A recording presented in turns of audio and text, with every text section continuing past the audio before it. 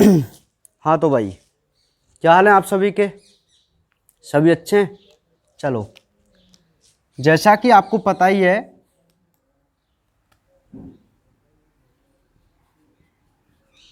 Chapter 17 श्वसन एवं गैसों का विनिमय, ठीक है। ये हमारा चैप्टर कंटिन्यू चल ही रहा है अभी, और इसमें हमने जो श्वसन की क्रियाविधि थी उसके सभी स्टेपों को कर लिया था, और लास्ट जो स्टेप था जिसको हम CO2 का ट्रांसपोर्टेशन बोल रहे थे, उसके 3 भाग हमने किए थे, है ना। मतलब जो CO2 है वो 3 रूपों में ट्रांसपोर्ट होती थी। एक तो होती थी प्लाज्मा के द्वारा, और एक होती बाइकार्बोनेट आयन के द्वारा। तो उसमें जो इम्पोर्टेंट था वो था बाइकार्बोनेट आयन। और तीसरा जो है वो बहुत ही सिंपल है, वैसे ज़्यादा इम्पोर्टेंट बिल्कुल भी नहीं है, लेकिन हमें तो लिखना तो है ही, कार्ब अमीनो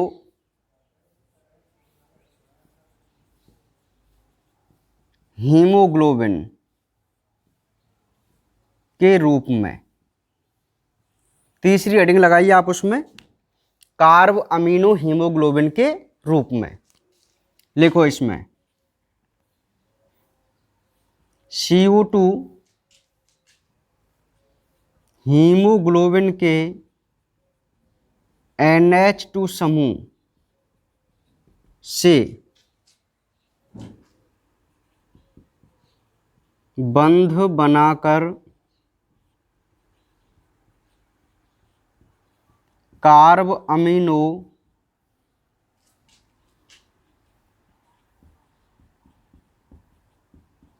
हीमोग्लोबिन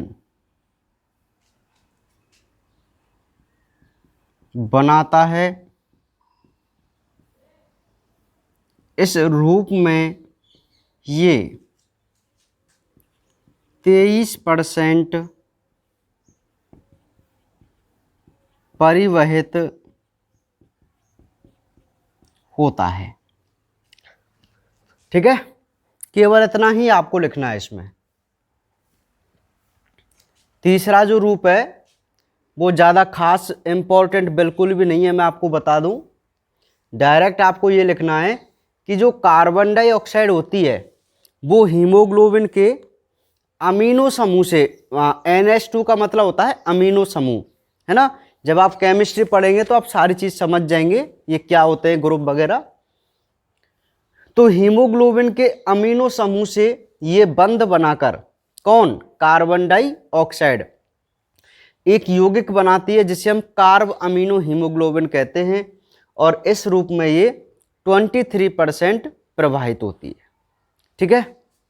तो इस प्रकार हमारे श्वसन की क्रियाविधि कंप्लीट। समझ में आ गई बात। अब नेक्स्ट जो टॉपिक है वो भी बहुत इंपॉर्टेंट टॉपिक है ना, बहुत इंपॉर्टेंट टॉपिक है, और उस टॉपिक का नाम है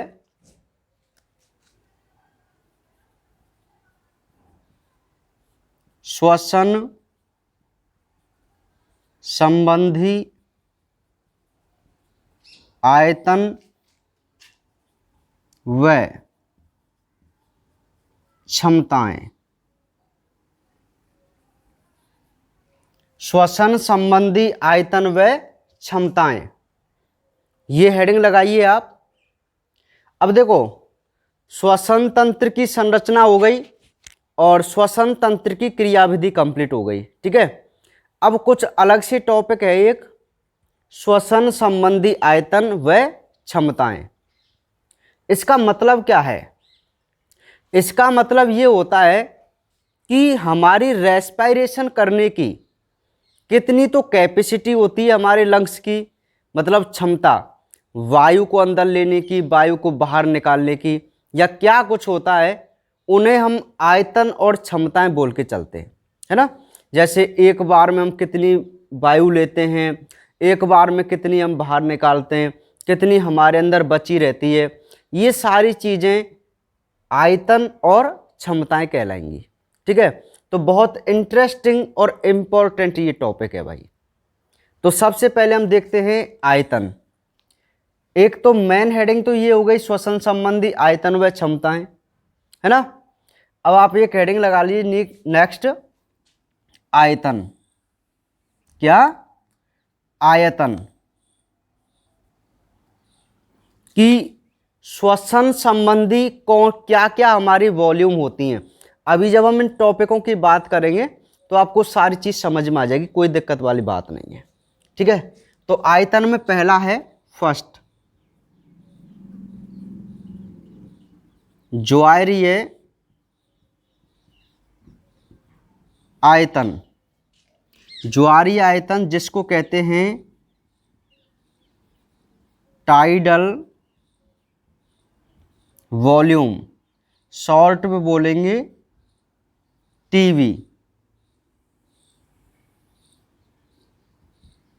ये हेडिंग लगाइए आप सबसे पहले। ये पहला आयतन है जिसको हम बोलते हैं ज्वारीय आयतन यानी कि टाइडल वॉल्यूम। लिखो इसमें ना,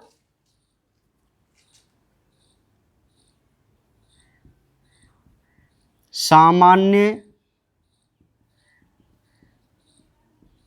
अंतःश्वसन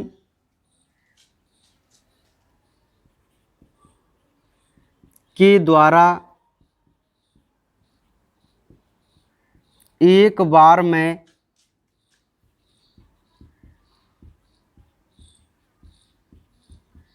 अंदर ली गई वायु तथा सामान्य बाह्य श्वसन के द्वारा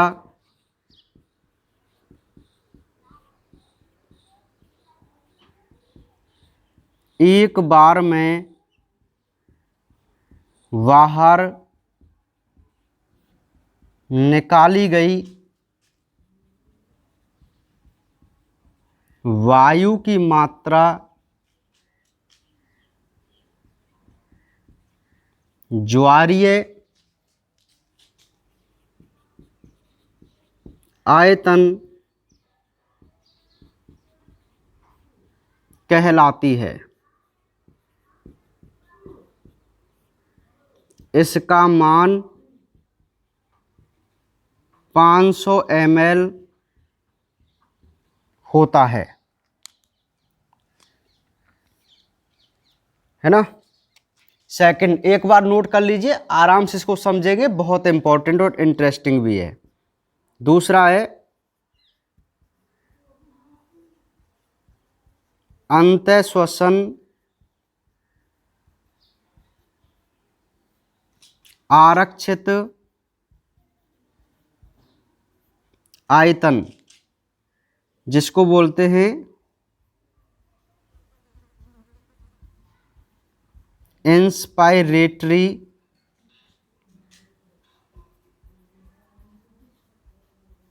रिजर्व वॉल्यूम, IRV। ठीक है,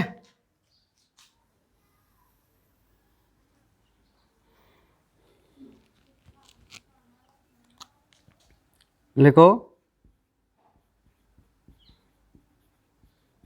बलपूर्वक अंदर ली गई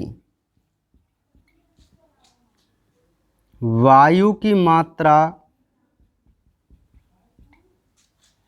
IRV कहलाती है।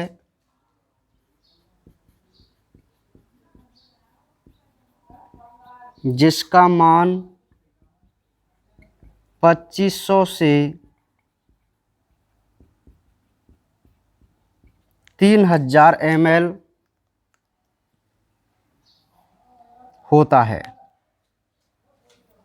नोट करते हुए चलिए। थर्ड है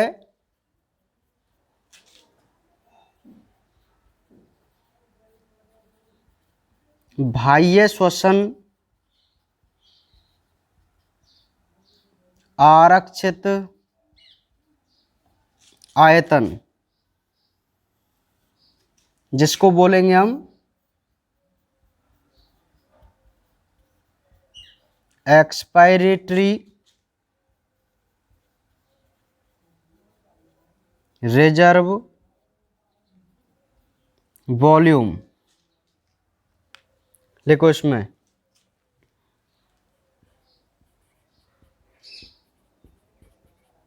बलपूर्वक बाहर निकाली गई वायु की मात्रा ERV कहलाती है,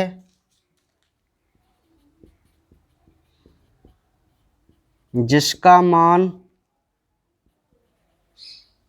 1000 से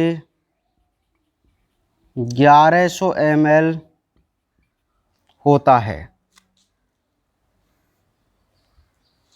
एक और आ जाएगा क्या?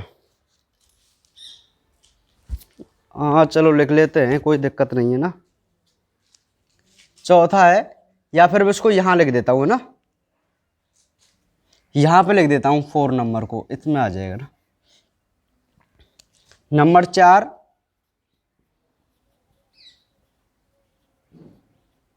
आरक्षित आयतन, जिसको बोलेंगे हम रिजर्व वॉल्यूम। लिखो बलपूर्वक वायु बाहर निकालने के बाद भी फेफड़ों में जो वायु की मात्रा बची रहती है उसे RV कहते हैं। इसका मान 1200 ml होता है। तो ये है हमारे 4 आयतन। पहले आप इनको ढंग से नोट कीजिए, आपके पास 1 मिनट का समय है, आराम से इसको नोट कीजिए पहले।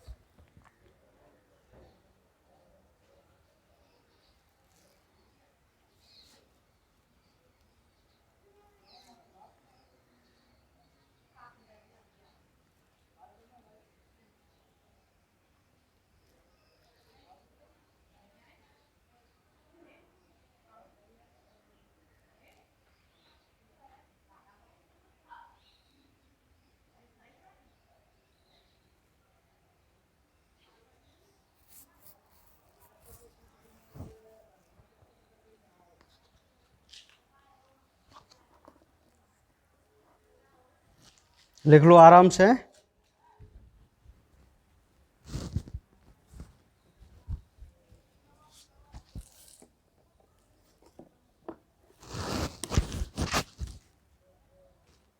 लिख लिया? लिख लो आराम से।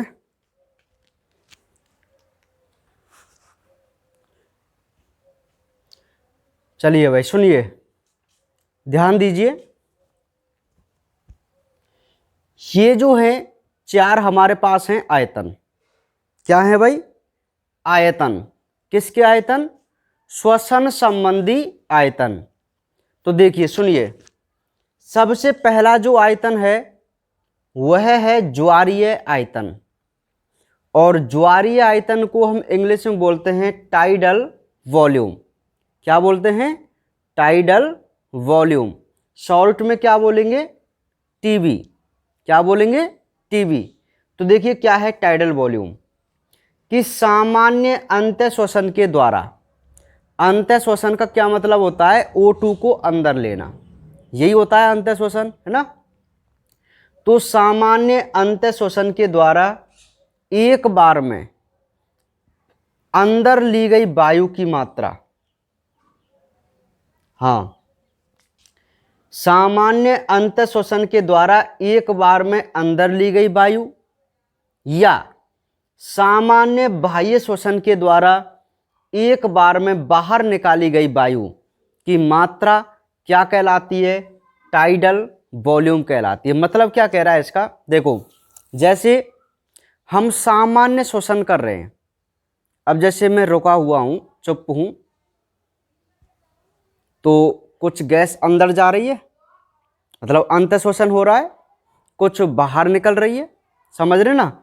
ये अभी जो मैं प्रेजेंट टाइम में रेस्पायरेशन जो कर रहा हूं वो एक कैसा रेस्पायरेशन है?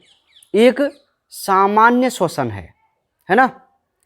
तो अंत श्वसन के माध्यम से मैं O2 को अंदर ले रहा हूं, बाह्य श्वसन के माध्यम से मैं CO2 निकाल रहा हूं, है ना।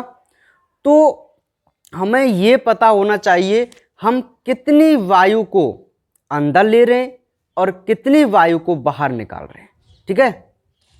तो जब हम सामान्य अंत्य श्वसन करें या सामान्य बाह्य श्वसन करें, बात समझो, या हम सामान्य अंत्य श्वसन करें या सामान्य बाह्य श्वसन करें, तो 500 ml वायु एक बार में हम अंदर लेते हैं और 500 ml वायु ही हम एक बार में बाहर निकालते हैं। समझ में आ रही मेरी बात? तो ये जो 500 ml का एक बार में अंदर लेना वायु को और बाह्य श्वसन के द्वारा उसको बाहर भी निकालना, ये हमारा श्वसन संबंधी एक आयतन है जिसको हम ज्वारीय आयतन बोलते हैं। क्या बोलते हैं? ज्वारीय आयतन। समझ में आई कि बात नहीं आई ज्वारीय आयतन की? ठीक है, बहुत सिंपल है ना, कि सामान्य अंत्य श्वसन के द्वारा एक बार में अंदर ली गई वायु और सामान्य बाह्य श्वसन के द्वारा एक बार में बाहर निकाली गई वायु की मात्रा क्या कहलाती है? ज्वारीय आयतन कहलाती है, जिसका मान कितना होता है? 500 ml होता है। कितना होता है? 500 ml होता है। बात समझ में आई कि नहीं आई ज्वारीय आयतन की? कोई दिक्कत नहीं है। चलिए नेक्स्ट है अंतः श्वसन आरक्षित आयतन। अब इसको आप जरा ध्यान से समझो कि ये अंतः श्वसन आरक्षित आयतन क्या है। अंतः श्वसन का क्या मतलब हुआ? वायु को अंदर लेने वाली बात, वही अंतः श्वसन होता है। तो पहले इसका इंग्लिश नाम हम देखते हैं, इंस्पायरेटरी रिजर्व वॉल्यूम। देखो, रिजर्व का मतलब आरक्षित होता है, वॉल्यूम का मतलब आयतन होता है, और इंस्पायरेटरी का मतलब होता है अंदर लेना, अंतः श्वसन, ठीक है। तो इंस्पायरेटरी रिजर्व वॉल्यूम जिसको बोलेंगे IRV, क्या बोलेंगे? शॉर्ट में क्या बोलेंगे? IRV। तो ये क्या है भाई? IRV देख लेते हैं कि बलपूर्वक अंदर ली गई वायु की मात्रा। अब आप पॉइंट को नोट कीजिए। देखो, एक तो अंतः श्वसन वह था जिसे आप आराम से कर रहे थे, ऐसे चीज चल रहा है, लेकिन हम बलपूर्वक, बात समझ में आई नहीं आई? डिफरेंट। एक तो है नॉर्मल, जैसे अब हम हैं तो रेस्पिरेशन जो चल रहा है वो कैसा चल रहा है? नॉर्मल चल रहा है। लेकिन यदि हम बलपूर्वक वायु को अंदर खींचे पूरी ताकत के साथ ऐसे, तो ये जो बलपूर्वक हमने वायु को अंदर लिया है ना, इस आयतन को हम IRV बोलेंगे। बस इतनी सी बात याद रखो। समझ में आ गई बात। और बलपूर्वक हम कितनी वायु एक साथ अंदर ले रहे हैं, 2500 से 3000 ml। समझ में आ गई बात। तो ये IRV का झंझट खत्म हो गया। क्या है अंत श्वसन आरक्षित आयतन, मतलब जब आप बलपूर्वक वायु को अंदर लें तो हम उसे IRV कहते हैं, जिसका मान कितना होता है, 2500 से 3000 ml होता है। क्लियर। नेक्स्ट, अब इसके जस्ट अपोजिट है बाह्य श्वसन आरक्षित आयतन। भाई आपने अंदर भी बलपूर्वक खींची, अब बाहर भी बलपूर्वक निकालो, है ना। और पहले में दोनों की हमने कॉमन बात की थी, समझ में आ रही है। तो बाह्य श्वसन आरक्षित आयतन, जिसको हम एक्सपायरेटरी रिजर्व वॉल्यूम बोलते हैं, और इसकी शॉर्ट फॉर्म बनती है ERV। क्या बनती है, ERV। तो बाह्य श्वसन भी क्या है, सिंपल है कि जब वायु को बलपूर्वक बाहर निकाला जाए, जब वायु को बलपूर्वक बाहर निकाला जाए, ऐसे, एक तो देखो नॉर्मल निकल रही है, एक बलपूर्वक निकाल रहे हैं, बलपूर्वक अंदर ले रहे हैं। अब एक बात नोट कीजिए, जब आप बलपूर्वक अंदर लेते हैं तो थोड़ा टाइम लगता है, देखो काफी टाइम तक ले सकते हैं, लेकिन बाहर निकालेंगे तो देखो कुछ समय तक ही आप बाहर निकाल पाएंगे। आप करके देखो चाहे, ठीक है। तो अंतर है ना, लगभग डबल टाइम का अंतर मानो, समझ रहे हैं। तो जब आप बलपूर्वक वायु को अंदर खींचते हैं तो आप 3000 ml तक खींच लेते हैं, लेकिन जब बलपूर्वक वायु को बाहर निकालने की बात आती है तो मात्र 1000 से 1100 ml ही आप बाहर निकाल पाते हैं। तो ये जो 1000 से 1100 ml का जो मान है वो हमारा क्या कहलाएगा, बाह्य श्वसन आरक्षित आयतन कहलाएगा। क्या कहलाएगा, बाह्य श्वसन आरक्षित आयतन, यानी कि ERV कहलाएगा। समझ में आई कि बात नहीं आई, है ना। तो IRV और ERV बिल्कुल क्लियर है। देखो एक बात सुनो, टीबी का मतलब है आप सामान्य प्रक्रिया कर रहे हैं तो 500 ml मान आता है। अब IRV आए तो यूं समझ लो बलपूर्वक ले रहे हैं, और तो कोई तरीका ही नहीं है ना आपके पास श्वास को अंदर लेने का, या तो आप सामान्य लेंगे या बलपूर्वक लेंगे, ठीक है। तो बलपूर्वक लेंगे तो वो IRV कहलाएगा, जिसका मान कितना आएगा, 3000। और बलपूर्वक आप बाहर निकालेंगे तो ERV कहलाएगा, जिसका मान कितना आएगा, 1100 ml। समझ में आ गई बात। लास्ट आयतन है आरक्षित आयतन। ये तो हेडिंग ही कुछ अलग है। आरक्षित आयतन, ना तो इसमें अंदर लेनी है ना ही इसमें बाहर निकालनी है। आरक्षित का मतलब है ऐसी मात्रा वायु की जो हमेशा रिजर्व रहती है, ठीक है।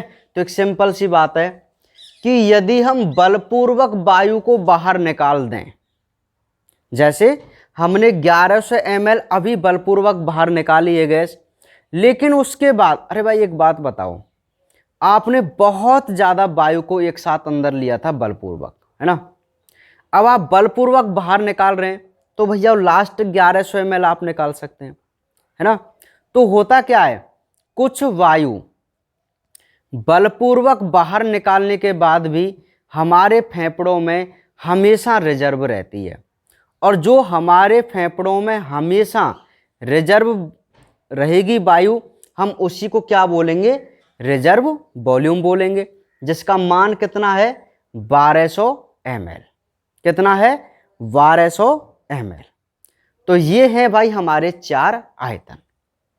तो आपको श्वसन संबंधी 4 आयतन समझ में आए कि नहीं आए, बहुत सिंपल है भाई, ठीक है।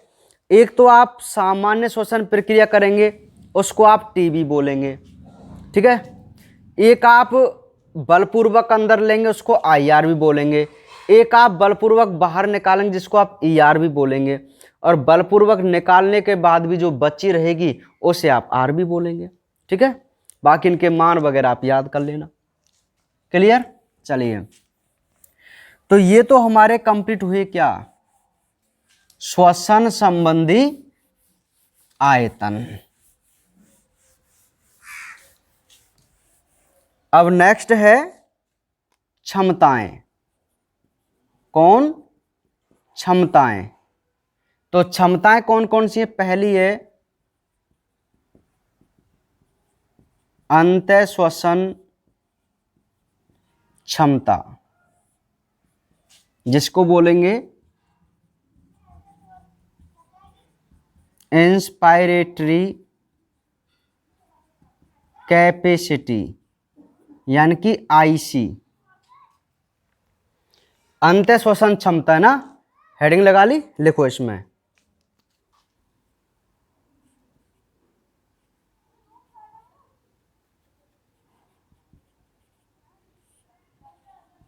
सामान्य श्वसन व बलपूर्वक अंदर ली गई वायु आईसी। चलो ये नहीं यार, ये चलो एक लिखो, दूसरी लिखो लाइन, है ना, थोड़ी मिस्टेक हो गई इसमें। दोबारा से लिखते हैं, बढ़िया लाइन लिखते हैं। एक बार में अधिकतम फेफड़ों के अंदर भरी गई वायु की मात्रा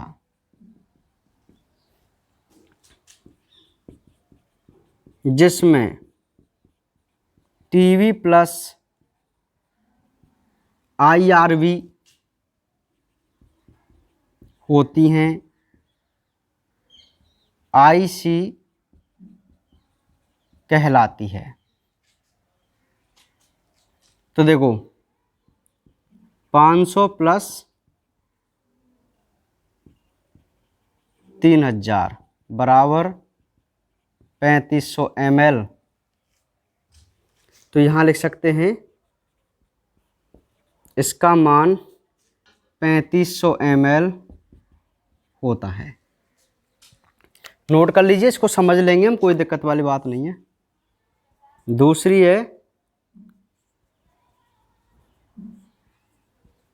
बाह्य श्वसन क्षमता, जिसको बोलेंगे हम एक्सपायरेटरी कैपेसिटी, ईसी। ईसी में लिखो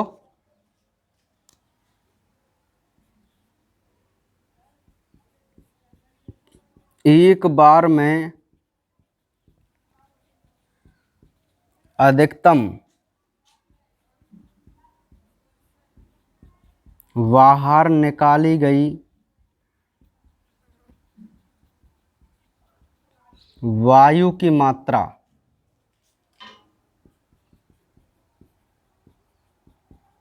ईसी कहलाती हैं।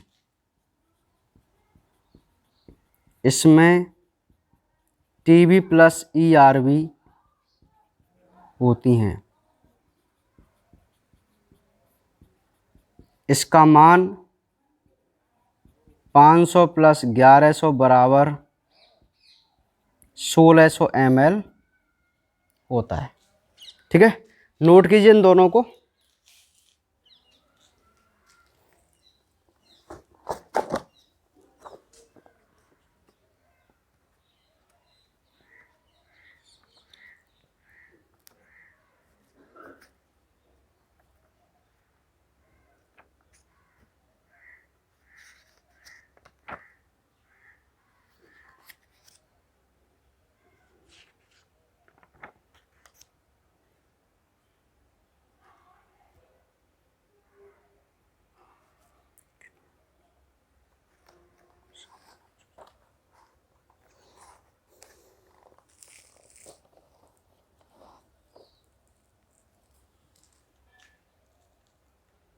लिखो आराम से ना। क्षमताएं हैं, 5 क्षमताएं होती हैं, जिनमें से अभी हमने केवल 2 की बात की है। ठीक है, और इन्हीं 2 क्षमताओं को आज हम समझेंगे और बाकी बातें करेंगे फिर कल। तो कल शायद आपका ये चैप्टर कंप्लीट हो जाए, है ना। चलिए लिख लिए भाई। समझो अब ध्यान से। क्षमताएं, क्षमता में और आयतन में अंतर होता है। आयतन तो होता है बिल्कुल कोई फिक्स मान, लेकिन क्षमताओं में क्या होता है कि हमारी कैपेसिटी कितनी है।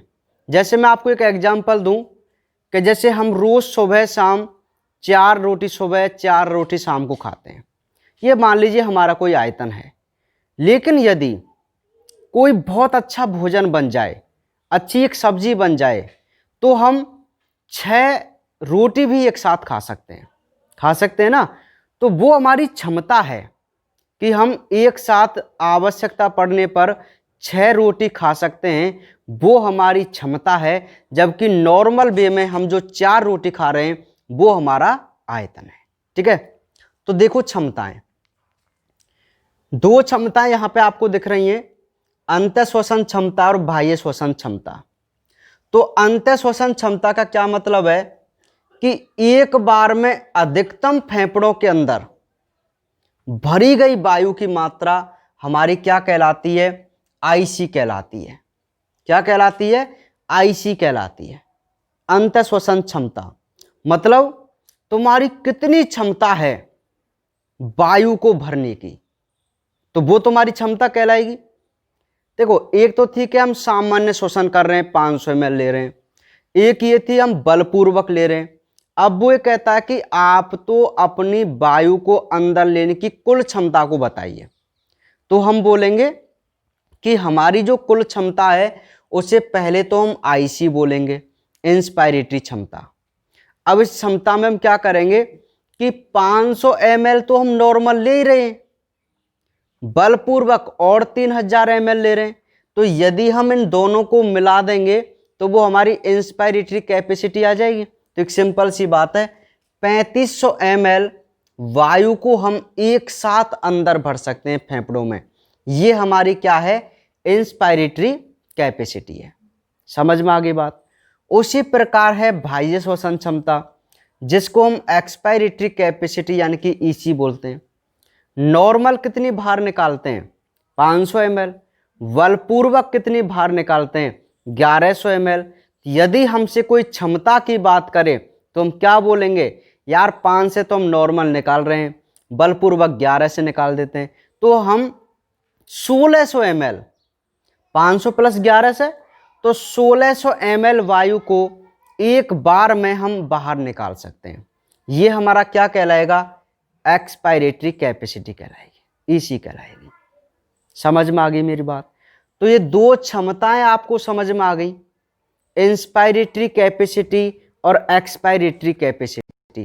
कोई दिक्कत यहां तक है ना। बहुत ही सिंपल है कि भाई यदि हम एक बार में अधिकतम अंदर भरेंगे वायु को तो वो हमारी आईसी है, और एक बार में हम अधिकतम जो बाहर निकालेंगे वो हमारी ईसी है। मान आप देख ही लेंगे, क्योंकि सबसे पहले हमें जो आयतन संबंधी मान हैं वो हमें याद रहने चाहिए। तो उनको एक बार जैसे देखो, नॉर्मल आप अंदर लेते हैं 500 ml, नॉर्मल आप बाहर निकालते हैं 500 ml। क्लियर। बलपूर्वक अंदर लेंगे तो 3000 ml, बलपूर्वक बाहर निकालेंगे तो 1100 ml, और बलपूर्वक बाहर निकालने के बाद भी जो बचेगी वो 1200 ml। ठीक है। तो ऐसे आप पहले अपने आयतन वाले मानों को याद रखो। यदि आपको आयतन के मान याद हैं तो आपको क्षमता याद करने में कोई ज़्यादा डिफिकल्टी या दिक्कत नहीं आएगी। समझ में आ गई बात। तो आज हम केवल यहीं तक पढ़ते हैं और बाकी बातें करेंगे अब कल।